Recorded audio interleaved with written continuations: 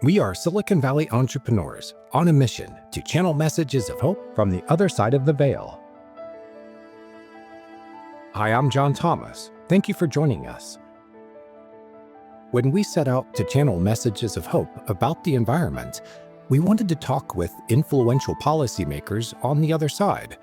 That meant connecting with one of the most environmentally friendly presidents of all time, Teddy Roosevelt.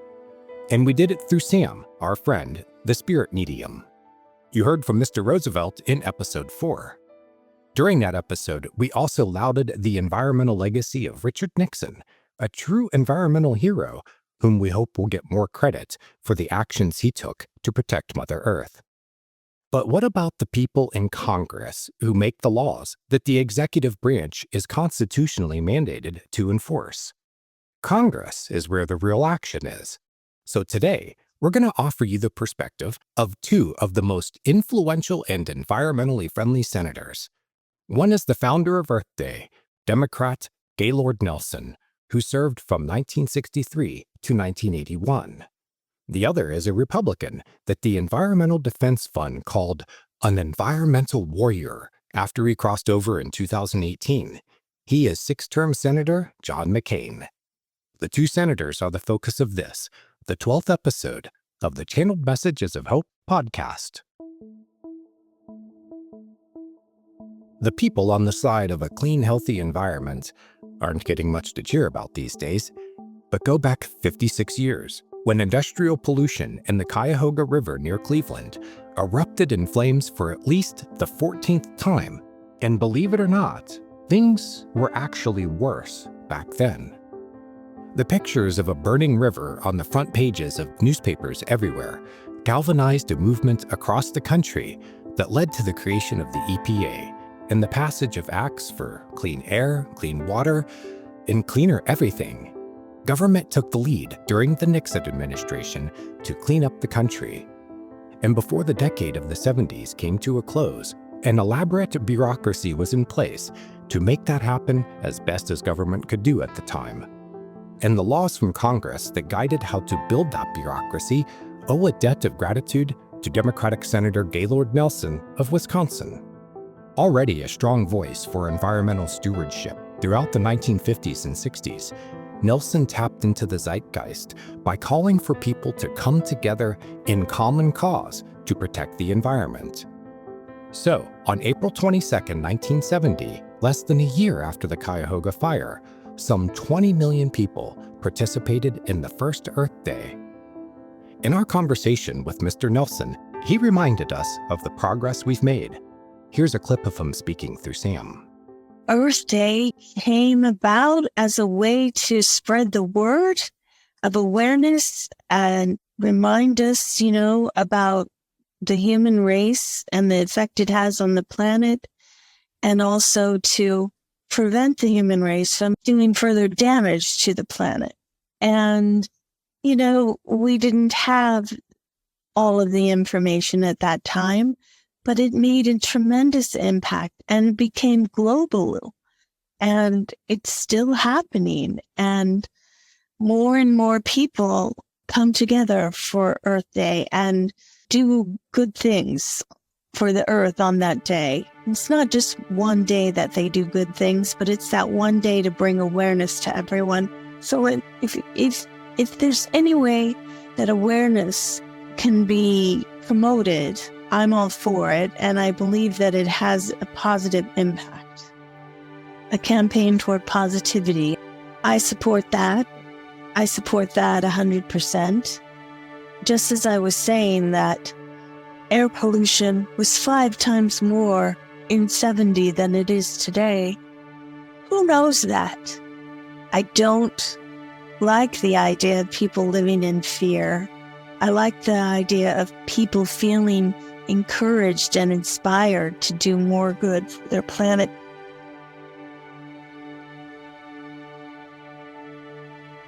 Mr. Nelson's bipartisan ways made him popular in the Senate, and there was no denying the facts behind his arguments to get policymakers on his side to protect the environment.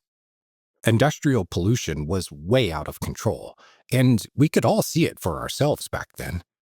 And increasingly, we are seeing it for ourselves right now. But the government is no longer responsive despite the outcry, and fewer people in government are willing to stick their necks out. Plus, the media is so diverse and contradictory these days, no one knows what to believe, creating cognitive dissonance. But small victories are still victories, and they are happening. In Tucson, Arizona, the city council voted down the development of a gigantic data center, citing concerns about water use in a drought-stricken area and higher electricity demands driving up prices. Motivated opponents showed up at public meetings and were heard. It may only stall the inevitable, but Senator Nelson told us that each victory brings hope, and it's crucial in our long-term mission to protect the environment. What I see is what I've always seen is that there are more and more people populating the earth and using the earth's resources. But still, I feel that there's quite a bit of hope. And environmentalism is something that people have so much more awareness of than they ever did. And it starts in small ways, but we have to keep doing what we can. And it starts at home. We need to remove the plastics in our neighborhood, at our workplace. We need to remove pesticides from our gardens. There are many small things that we can all be doing, and we are doing, actually. Swapping out kitchen and household products that are not environmental friendly. And you know what we've always said, reduce, reuse, recycle. And people are doing that more than ever. When I started talking about campaigning toward environmental protection and Earth Day, no one recycled. Everyone threw everything away, no matter what it was. There was no regard to what it would do to the earth. Now, little children grow up learning how to do that. Also conserving water, not doing as much laundry, wearing things more often than one time. We've become phobic about our own body smells, and I don't want anyone to become offensive, but you can get away with wearing things more than one time. Small things have a great impact, especially when they're done by many people. We still have that American spirit where when we're passionate, we can get things done and we can make an impact on these brick walls, so to speak. The brick walls meaning the politicians who are denying that climate change is real, denying that things need to be put into action immediately, yesterday.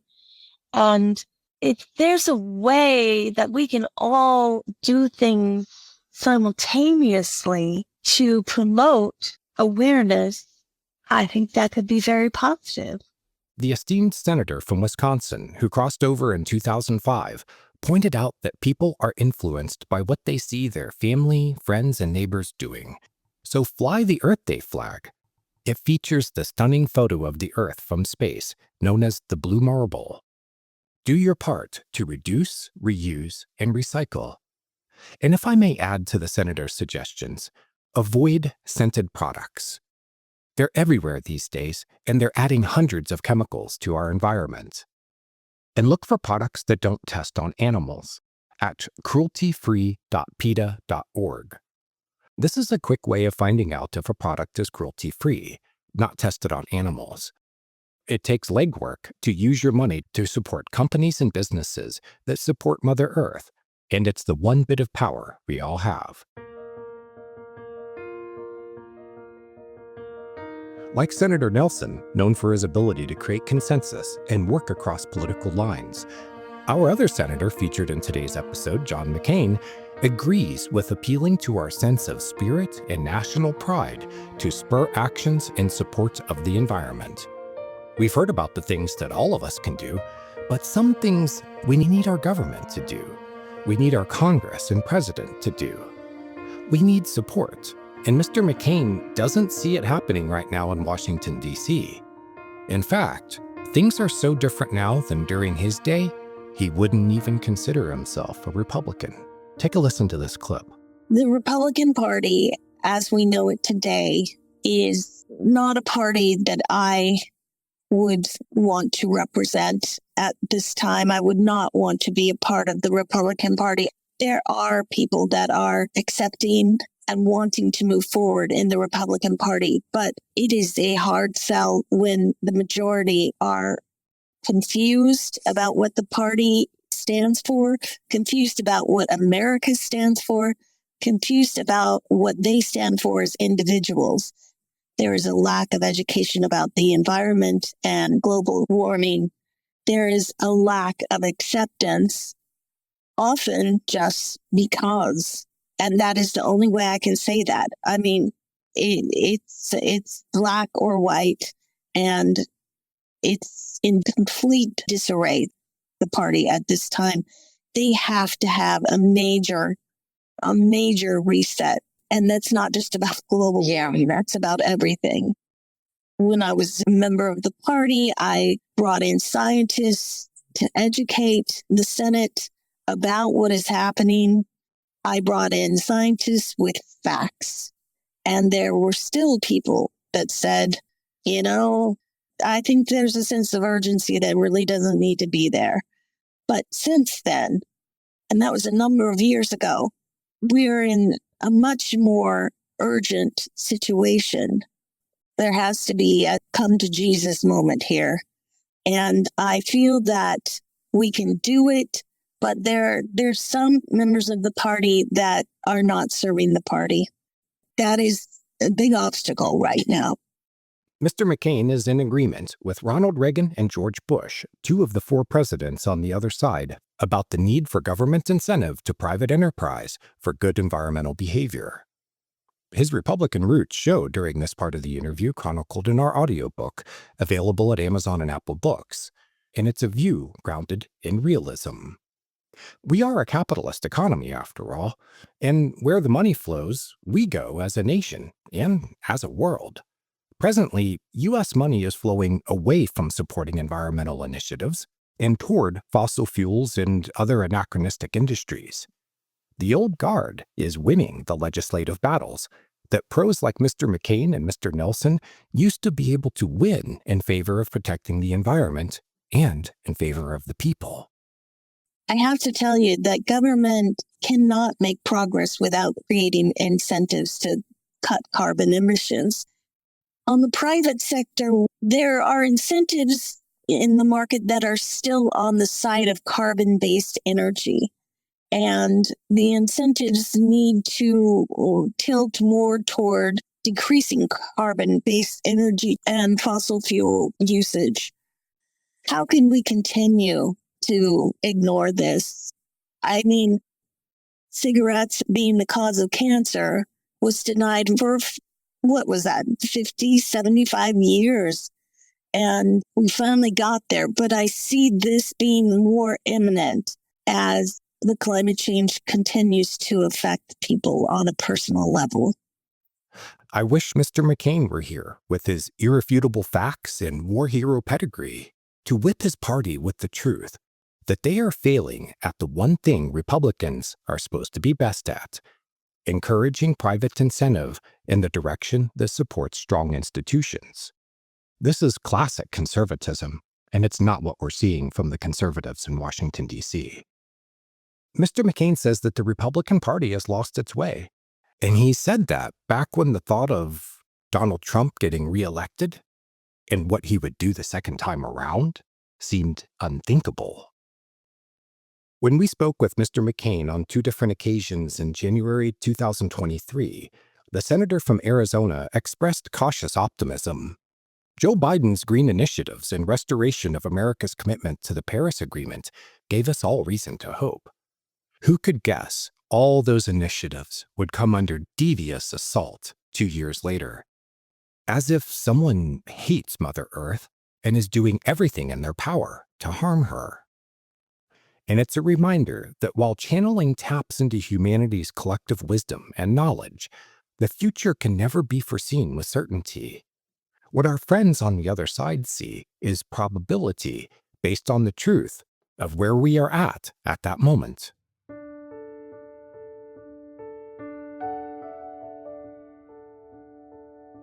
Mr. McCain and Mr. Nelson operated in a world where the common good still held sway. When they were wrangling votes in the Senate, America needed to do its best to prove its system to be superior to the alternatives such as Soviet Russia and Communist China. It drove a common sense of purpose, of mission, and we cleaned up the country because it was for the good of the people. Creating a happy people and a strong nation was supposed to be how we would win the Cold War. America and the nations that emulated it proved that they could be both clean and prosperous, because we the people and prosperity for all presumably meant something worth fighting for, something the communists didn't have with the people living under their systems. Today, we seem to be running on an illusion created by climate denial. Mr. McCain saw right through that smokescreen when his voice held sway in both Congress and across the nation as one of America's most influential senators. Times have changed, but these days, a senator like Mr. McCain or Mr. Nelson could stand before the Congress and use a simple argument to spur a serious reconsideration of legislative priorities, with one simple chart showing China's carbon emissions going down while America's up.